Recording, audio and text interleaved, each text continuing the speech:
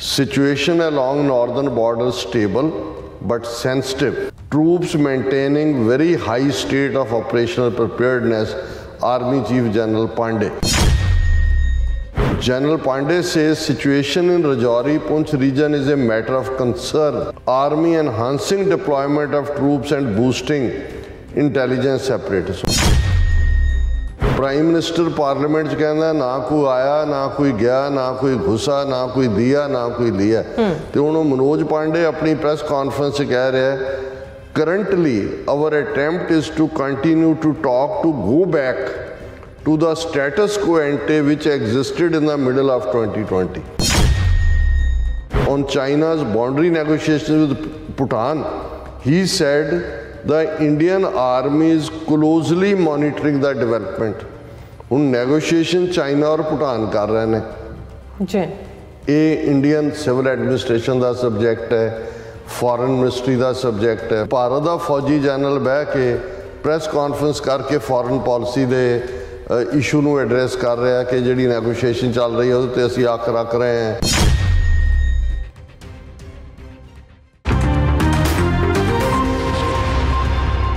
Viewers welcome back on program. So viewers गलबात करन जा रहे हैं कि भारत के फौजी मुखी मनोज पांडे ने एक खुली प्रैस कॉन्फ्रेंस की है जिस विच उसने चीन पाकिस्तान भूटान आदि मुद्दों ते एक मार्शल लॉ डिक्टेटर वांग गलबात की है। उसके चेहरे तो घबराहट भी झलक रही सी अते वो अपनी फौजी शक्ति का विखावा भी कर रहा सी। सो इस बारे आप गलबात करन जा रहे हैं। सो असीं चाहांगे कि तुसीं इसी तरह बने रहना देखण सुनने या लिखण लई तुहाडा सब दा बहुत बहुत धन्नवाद जी। डॉक्टर साहब की कहना चाहोगे? देखो बहुत वार सानू लगदा हुंदा जदों पाकिस्तान के हवाले नाल गल हुंदी है कि जी पाकिस्तान च सरकार सिविलियन होए जां मिलिटरी रूलर होए अल्टीमेटली डिसाइडिंग फैक्टर तो फौज हुंदी है। ये गल गलत नहीं है बाई एंड लार्ज पर भारत दे विच भी जे कहना होए कि भाई ये बेशक जमहूरीयत जां उस किस्म की इंटरफेरेंस पाकिस्तान वांग भावें फौज की डे टू डे लाइफ च नज़र नहीं आती पर अल्टीमेटली फौज का किस लैवल का रसूख है जां फौज डिसीजन मेकिंग च किवें प्रभावित करती है और जिस किस्म का हुण जिवें रावत जनरल सी पहला और नरवाणे आया फिर मनोज पांडे है हुण प्रेजेंटली तो इवें लगता है कि भी फौज भारत दे विच भी अल्टीमेट डिसीजन मेकिंग का हिस्सा ही नहीं वो अपने आप नूं टाइम टू टाइम अपनियां प्रेस कॉन्फ्रेंसिस राहीं जां दूसरियां राहीं ये अपने आप नूं ज़ाहिर करदे ने जिहड़ा पार्ट पहला until the Manmohan Singh period देखण च नहीं सी आया। हालांकि उस तो पहला असीं ये तां देखदे हैं भी जदों बेनज़ीर भुट्टो ने एक बार अपने मौत तो पहला एक इंटरव्यू दिता सी उन्हें इंडियन मीडिया नूं प्रोमिनेंटली एक मैगजीन फ्रंट लाइन नूं शायद तो उन्हें कहा सी कि जी राजीव गांधी नाल अंडरस्टैंडिंग हुई सी एग्रीमेंट सी कि जी असी जिहड़ा वो सिख सैपरेटिज्म उन्होंने दबाण च मदद करांगे और सियाचिन गलेशियर तो भारत अपनियां फौजां कढ़ेगा असी अपना पार्ट तो कर दिता है लेकिन भारत ने उन्होंने नहीं मन्निया जां उस दे जो उन्हां दा इकरार सी उस दे उत्ते वो खरे नहीं उतरे और इस दे उत्ते ईवन कुलदीप नैयर ने भी किते लिखिया सी कि जी राजीव गांधी चाहुंदा सी कि भी जो एग्रीमेंट असी कीता है उहदे ते करिए पर फौज नहीं मन्नी। सीधा मतलब ये है कि भी ईवन उस पीरीयड च भी जिहड़ी फाइनल डिसीजन मेकिंग है वो फौज ही करदी सी। हुण क्योंकि मेरी अज कुदरती नज़र पई कि बई ये मनोज पांडे जिहड़ा बड़ा चौड़ा हो के कल्ला बैठा है टेबल दे उत्ते प्रेस टैक्नीकल टीम नूं मैं कहांगा जे वो पिक्चर दिखा देण मनोज पांडे दी लेकिन कल्ला यही नहीं कि भी जिस लैवल दे उत्ते उन्हें सवाल लए जां ब्रीफिंग कीती जिवें वो कुछ इशूज़ नूं जिवें भूटान नाल रिलेशनशिप दे उत्ते जिहड़ा कदे भी फौजी चीफ जां फौज दा परव्यू नहीं पर क्योंकि ये मोदी अमित शाह किवें करप्शन दे विच लबरेज ने अडानी दे नाल रल के इंटैलीजेंस एजेंसियां अजीत डोवल और दूजे ट्रांसनैशनल रिप्रैशन च इनवॉल्व ने इन्हां हालातां च और जिवें ईवन बालाकोट स्ट्राइक दे नां थले जिवें इन्हां ने ड्रामेबाजी की जां पुलवामा दे विच इनवॉल्व होए और फौज किते ना किते और ईवन आ हुण किताब उहदी नरवाणे दी रोकी हुई है क्योंकि उन्हें जिहड़े एक्सेप्ट आए उन्हें कहा जी ये जिहड़ी अग्निवीर स्कीम लिया के कि 4 साल बाद ख़त्म उन्होंने नौकरी, ये तो सानू पता ही नहीं सी लिया के रखी, और वो अजे भी हुण वो किते किताब देखण च नहीं आए। और ये मनोज पांडे उस कह रहा है अग्निवीर स्कीम बिल्कुल सलाह दे नाल आई सी। सो यानी एक जनरल जो दूजे नूं कट्टण ते आ गया है, ਜਾਂ दूजा मतलब ये है भी वो भी पोलिटिकल प्रैशर थले उन्होंने अग्निवीर लिआंदे सी, और हुण ये जस्टिफाई कर रहा उन्होंने जे उन्हें अपनी किताब राहीं कुछ कहण दी कोशिश की है।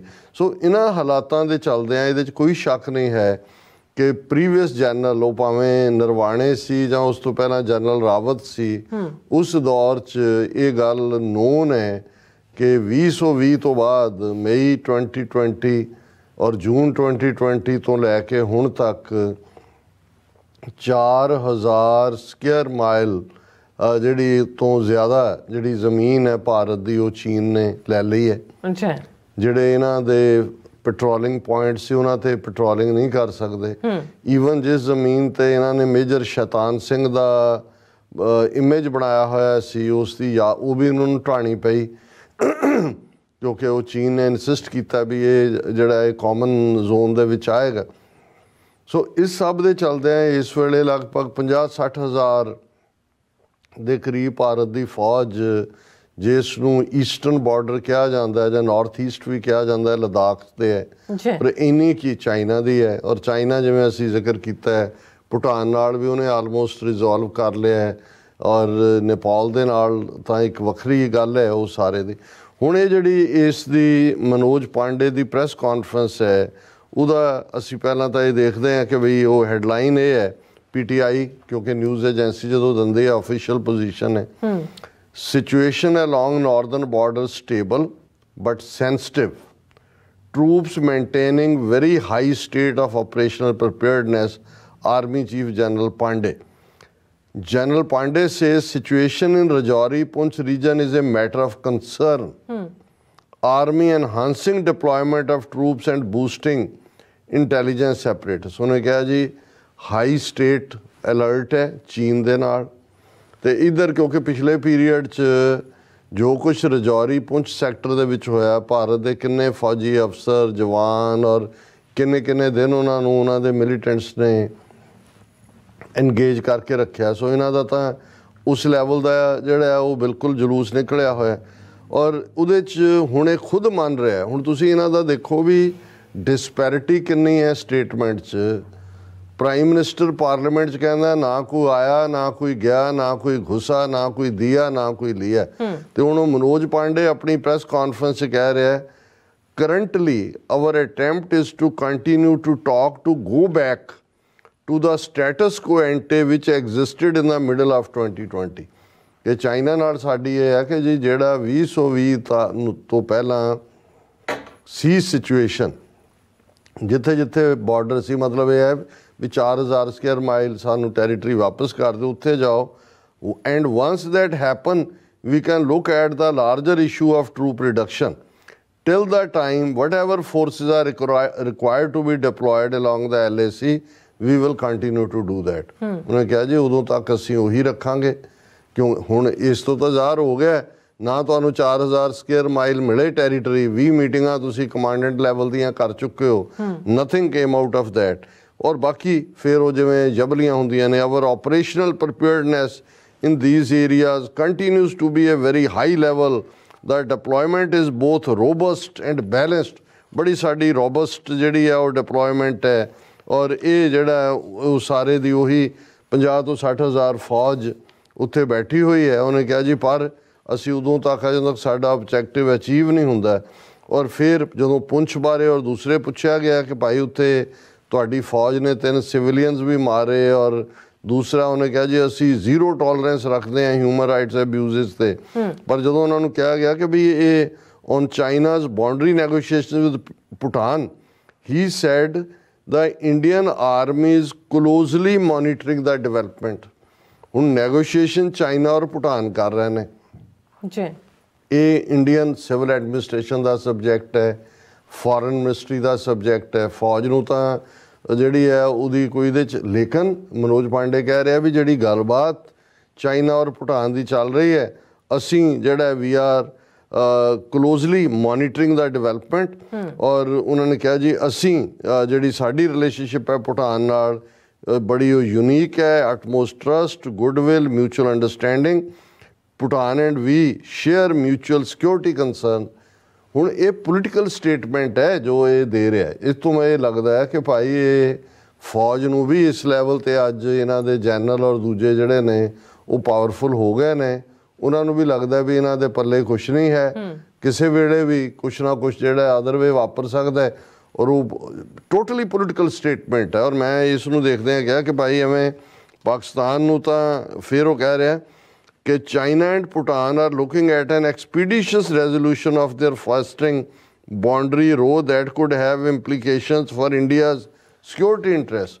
ਹੁਣ ਇਹ ਇੱਕ ਅੱਜ ਤੋਂ 10 ਸਾਲ ਪਹਿਲਾਂ ਜਦੋਂ ਤੱਕ ਮੋਦੀ ਇਹ ਸੋਚਿਆ ਵੀ ਨਹੀਂ ਸੀ ਜਾ ਸਕਦਾ ਕਿ ਭਾਰਤ ਦਾ ਫੌਜੀ ਜਨਰਲ ਬਹਿ ਕੇ ਪ੍ਰੈਸ ਕਾਨਫਰੰਸ ਕਰਕੇ ਫੋਰਨ ਪਾਲਿਸੀ ਦੇ ਇਸ਼ੂ ਨੂੰ ਐਡਰੈਸ ਕਰ ਰਿਹਾ ਕਿ ਜਿਹੜੀ ਨੈਗੋਸ਼ੀਏਸ਼ਨ ਚੱਲ ਰਹੀ ਹੈ ਉਹਦੇ 'ਤੇ ਅਸੀਂ ਅੱਖ ਰੱਖ ਰਹੇ ਹਾਂ। ਅਸੀਂ ਜਦੋਂ ਤੱਕ ਪ੍ਰੀ-2020 ਪੋਜੀਸ਼ਨ 'ਚ ਚਾਈਨਾ ਨਹੀਂ ਜਾਂਦਾ ਅਸੀਂ ਫੌਜ ਇੱਥੇ ਮੇਨਟੇਨ ਰੱਖਾਂਗੇ।